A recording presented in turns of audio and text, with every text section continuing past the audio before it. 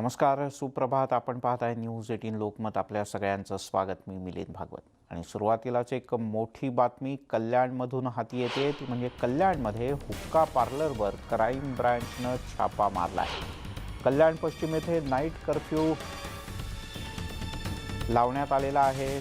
संचारबंदी आहे, रात्रीची जमावबंदी आहे, पण हुक्का पार्लर मात्र सुरू होतं, त्यामुळे ही कारवाई करण्यात आली. या कारवाईमध्ये पोलिसांनी चालक आणि कामगार यांनाही ताब्यात घेतलंय. प्रदीप भंगे आपले प्रतिनिधी आपल्यासोबत आहेत. प्रदीप, कधी झाली ही कारवाई आणि काय पद्धतीने करण्यात आली? आपण जर बघितलं तर कोरोनाच्या पार्श्वभूमीवर राज्यात रात्री 11 ते सकाळी 6 वाजेपर्यंत संचारबंदी लागू झाली आहे. मात्र सगळे नियम मोडत हा जो धाबा आहे, हा धाबा बिनधास्तपणे चालू होता. विशेष म्हणजे हुक्का तिकडे दिला जात होता. आणि आपण जर बघितलं तर कल्याणचे क्राईम ब्रांच युनिटने धाड टाकत त्यांना रंगेहात पकडलेला आहे. हुक्का पार्लरचा मालक आणि जे कामगार आहेत त्यांना पोलिसांनी ताब्यात घेतले आहे. त्याचप्रमाणे जे हुक्का पिणारे जे तरुण वर्ग आहेत त्यांना सुद्धा पोलिसांची चौकशी केली आहे. आपण जर बघितलं तर 80हून अधिक जण त्या तिकडे होते आणि त्यातल्या काही लोकांना नोटिसा देऊन पोलिसांनी पाठवलेलं आहे. उल्हासनगर मधले तरुण असतील, कल्याण मधले तरुण असतील, हे मोठ्या प्रमाणात तिकडे होते आणि एक मोठी कारवाई ही पुन्हा एकदा क्राईम ब्रँचची म्हणावी लागेल. प्रदीप, तुर्तास धन्यवाद या माहितीबद्दल. वळूयात पुढच्या बातमीकडे. कोरेगाव भीमा इथे यावर्षी ऐतिहासिक विजय स्तंभावर शौर्य दिनाच्या निमित्तानं काही निर्बंध घालण्यात आले आहेत. बाहेरून येणाऱ्या कोणत्याही व्यक्ती किंवा वाहनांना इथे प्रवेश दिला जाणार नाही. यंदा केवळ प्रतिकात्मक मानवंदना होणार असून केवळ पासधारकांनाच प्रवेश दिला जाईल. तर अफवा पसरवणाऱ्यांवर अतिशय कठोर कारवाईचा इशारा सुद्धा देण्यात आला आहे. जयस्तंभ अभिवादन करण्यासाठी दरवर्षी लाखो अनुयायी येथे येत असतात. यावर्षीचा हा कार्यक्रम प्रतिकात्मक आणि अतिशय साध्या पद्धतीने व्हावा यासाठी शासनाने परिपत्रक निर्गमित केलेले आहे.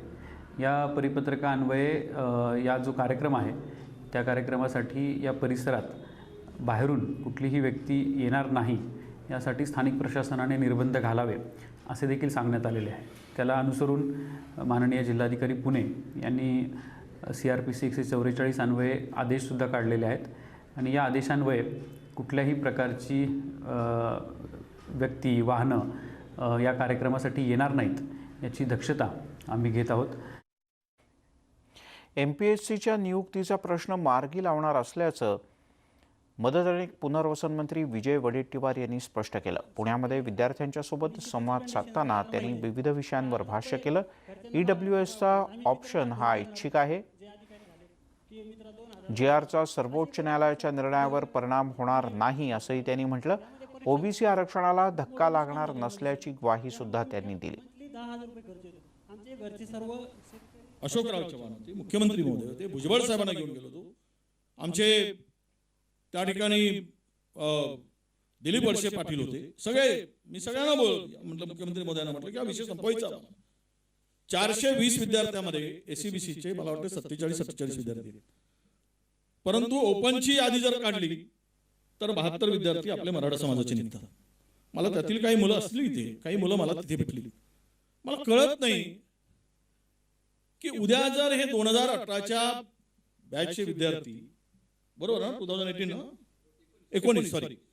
2019 हे विद्यार्थी, त्यांचं पुढचं वर्ष आता 21वं आपण सुरू होतोय, म्हणजे झालं सुरू. आणि केवळ न्यायालयीन प्रक्रियेमध्ये त्या विद्यार्थ्यांना थांबवू नका हे स्पष्टपणे मी त्या ठिकाणी म्हटलंय. 25 तारखेनंतर त्या संदर्भात सगळी LNJDचे अधिकारी होते, सामान्य प्रशासन विभागाचे अधिकारी होते, थोरात साहेब होते, 2-3 वकील होते आणि मुख्य सचिव सुद्धा होते. 1.25 तासाच्या चर्चेनंतर स्पष्टपणे सांगितलं आहे की या संदर्भात 25 तारखेला सुप्रीम कोर्टाची केस आहे. फक्त 25 तारखेपर्यंत आपल्याला थांबायचं आहे. त्यानंतर आठवड्याभरात हा निकाल लागल्याशिवाय राहणार नाही.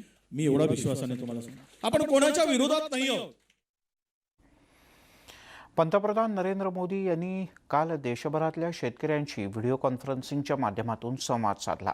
यावेळेला पंतप्रधानांच्या हस्ते किसान सन्मान निधीचं वितरण सुद्धा करण्यात आलं. मोदींच्या हस्ते 9,04,00,000 शेतकऱ्यांना 18,098 कोटी रुपये थेट शेतकऱ्यांच्या खात्यात जमा करण्यात आले. व्हिडिओ कॉन्फरन्सिंगच्या माध्यमातून पंतप्रधान नरेंद्र मोदी देशातल्या शेतकऱ्यांशी संवाद साधताना त्यांनी शेतकऱ्यांचा अनुभव जाणून घेतला. सरकारला काही शेतकऱ्यांनी काही सूचनाही केल्या.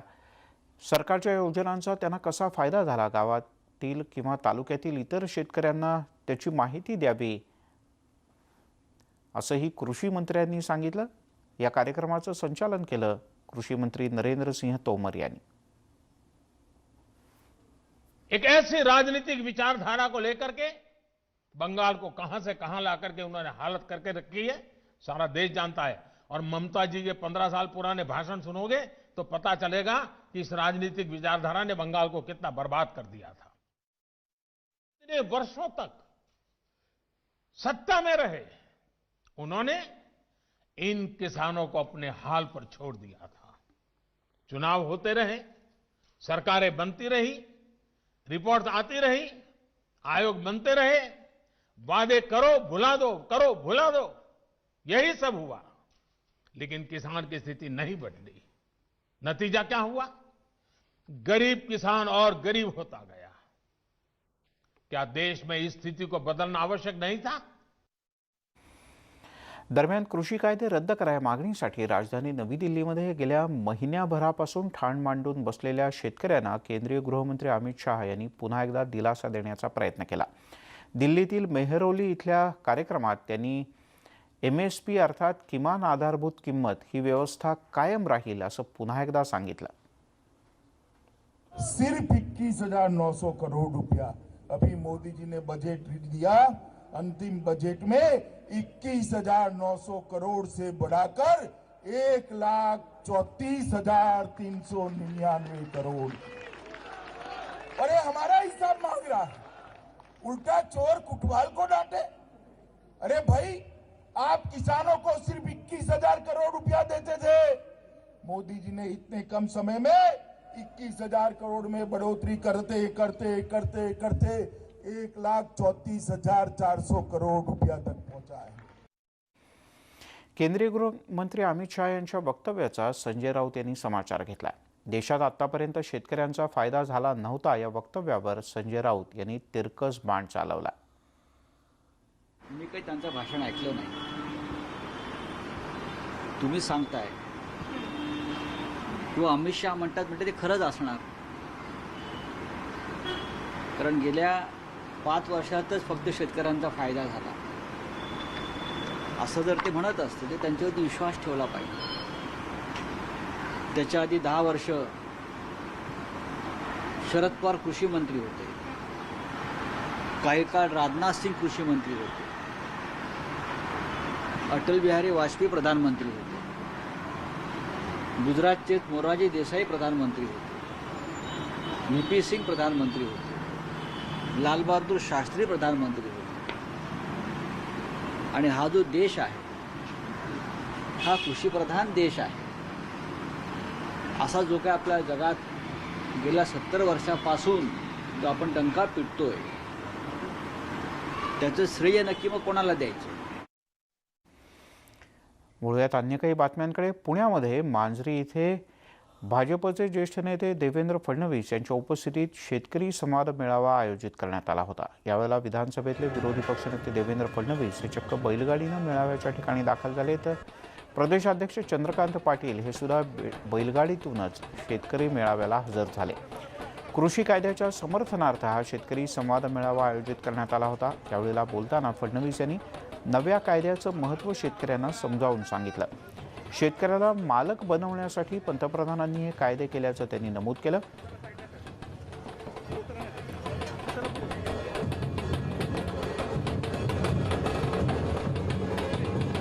शेतकऱ्याची फसवणूक केली जात असल्याची टीका त्यांनी राज्य सरकारवर केली.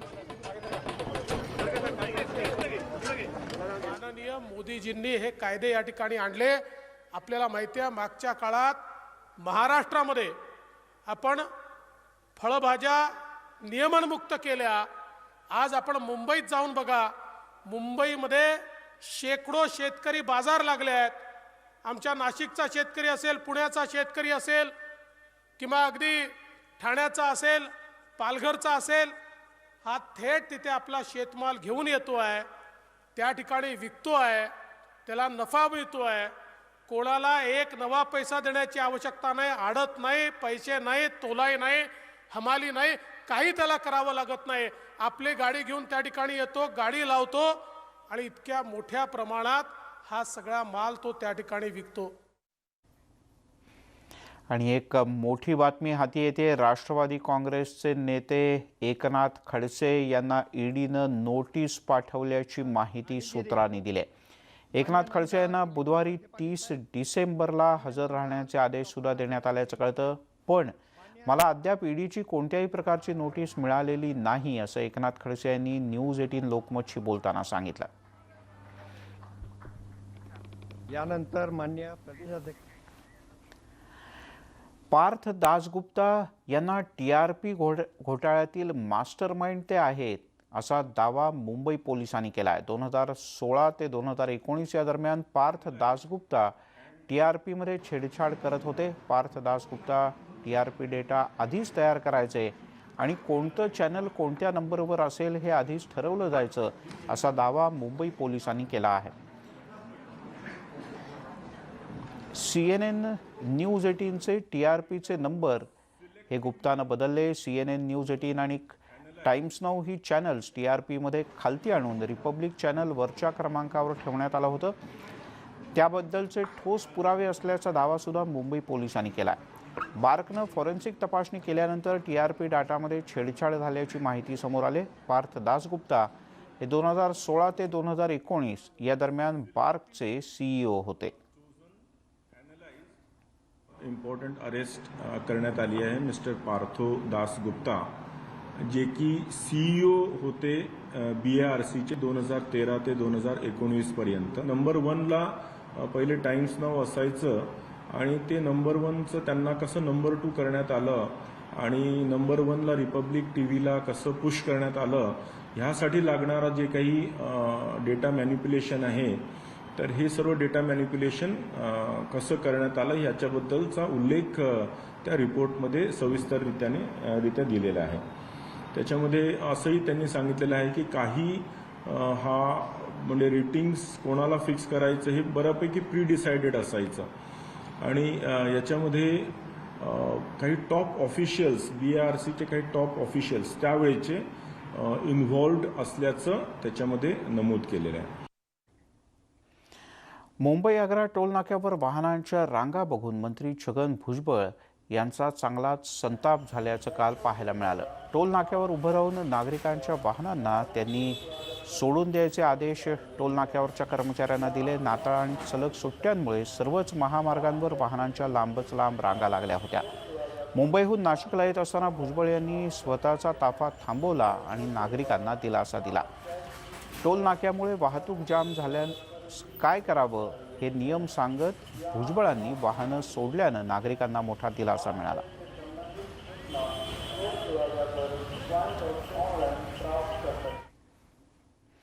गोसेखुर्द राष्ट्रीय धरणाच्या महाविसर्गाचं चंद्रपूर जिल्ह्यात ऑगस्ट महिन्याच्या शेतीचं मोठं नुकसान झालं. या नुकसानीची पाहणी करण्यासाठी केंद्रीय पथक यायला डिसेंबर उजाडला. चंद्रपूर जिल्ह्यातील ब्रह्मपुरी, सिंदेवाही, सावली, गोंडपिंपरी, पोंभुर्णा या तालुक्यातील बैनगंगा नदीकाठच्या गावांना या महापुराचा मोठा फटका बसला होता. सुमारे 40 गावांमध्ये या महापुरानं ठाण मांडलं आणि अतिप्रचंड असं नुकसान केलं. दरम्यान ब्रह्मपुरी तालुक्यातील लाडज, बेटाळा, पिंपळगाव या गावांसह अन्य काही गावांच्या दौऱ्यात केंद्रीय पथकानं शेतकऱ्यांशी फारसा संवाद साधलाच नाही, असा आरोप स्थानिकांनी केला. मदत काही नाही भेटली, फक्त ते 10,000 भेटले, बाकीचे पैसे नाही आले अजून. पाणी घुसला म्हणून शिरे हे फक्त 10,000 रुपये मिळाले नाही, काहीच नाही त्याच्यावरती. जे नुकसान झालं ना पुरामुळे झालं होतं. दुकानामध्ये जवळपास आमच्या छातीच्या वर पाणी होतं, त्याच्यामध्ये नुकसानमध्ये अजून तुम्हाला काहीच नाही मिळालं. साधं फक्त लिस्टमध्ये नाव आलेलं आहे. ज्या लोकांना मिळालं त्यांना डबल मिळालं, पण ज्यांना एक मिळालं तर एकाला अजून पुन्हा परत मिळालंच आहे. त्याच्या यासोबतच बुलेटिनमध्ये घेऊयात एक छोटासा ब्रेक. ब्रेकनंतर अन्य काही बातम्या. ब्रेकनंतर आपल्या सगळ्यांचं पुन्हा एकदा स्वागत. दरवर्षी प्रत्येकालाच सांता क्लॉज गिफ्ट देईल याची काही शाश्वती नाही आणि म्हणूनच मुंबईतल्या सायन परिसरात राहणाऱ्या याशिका नाडर या 10 वर्षाच्या मुलीनं सांता क्लॉजला पत्र लिहिलं आणि तिच्या सांता क्लॉजनं तिला चक्क गिफ्टसुद्धा पाठवलं.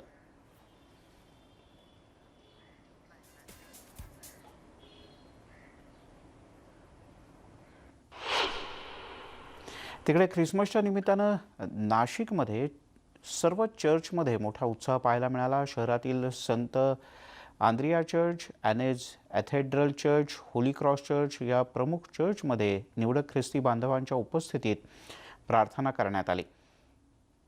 यानंतर चर्च बंद करण्यात आलं. चर्चमधील प्रार्थनास्थळं ही बंद असली तरी ख्रिस्ती बांधवांनी शुभेच्छा देण्यासाठी चर्चच्या परिसरात मोठी गर्दी केली होती. दरवर्षी चर्चमध्ये दिवसभर वेगवेगळ्या कार्यक्रमांचं आयोजन केलं जातं. यंदा मात्र कोरोनाचं सावट आणि शासकीय बंधनामुळे सर्व प्रकारचे औपचारिक कार्यक्रम हे रद्द करण्यात आले. शहरातील सर्वच प्रमुख चर्चला विद्युत रोषणाई करण्यात आली होती आणि नाताळच्या निमित्तानं खास सजावटसुद्धा. मुंबईतल्या वरळी परिसरात डग्लास सडलाना याच्या घरी मुंबईतील सर्वात उंच ख्रिसमस ट्री आहे. दरवर्षी शेकडो लोक त्यांच्या 70 फूट उंच ख्रिसमस ट्रीला पाहण्यासाठी मोठी गर्दी करत असतात. यावर्षी मात्र कोविडच्यामुळे कोणालाही निमंत्रण देण्यात आलेलं नाही, पण सहजपणे त्यांच्या घरी येणाऱ्यांचं मात्र सडाणा स्वागत करतात. ख्रिसमसचा सण हा कोविड योद्ध्यांना त्यांनी समर्पित केला. ख्रिसमसच्या निमित्तानं ओडिशातल्या पुरीतले सँड आर्टिस्ट सुदर्शन यांनी 3D सँड मास्क साकारला. मास्क लावलेला सांता क्लॉज ख्रिसमसच्या शुभेच्छा देताना इथे दिसतो आहे. या सर्व वाळू शिल्पाचं ड्रोननं शूटिंग सुद्धा करण्यात आलंय. ड्रोनच्या माध्यमातून वाळूच्या शिल्पांचं सौंदर्य अधिकच खुलतं. समुद्राच्या लाटा आणि त्याच्या शेजारीच असलेल्या या वाळू शिल्पांचं सगळ्यांनाच मोठं कौतुक आहे.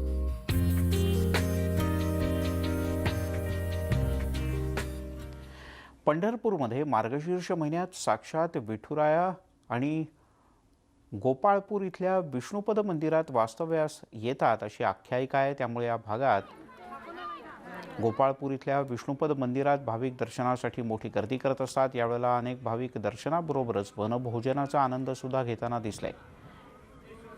मंदिराचा सगळा परिसर सध्या गर्दीनं फुलून गेला.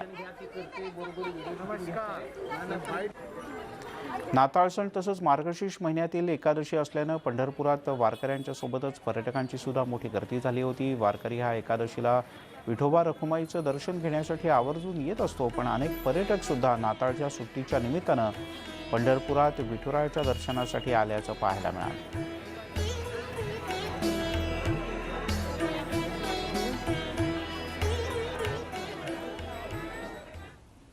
या बुलेटिनमध्ये इथेच थांबूयात. ताज्या बातम्यांचा ओघ न्यूज 18 लोकमतवर सुरूच राहील.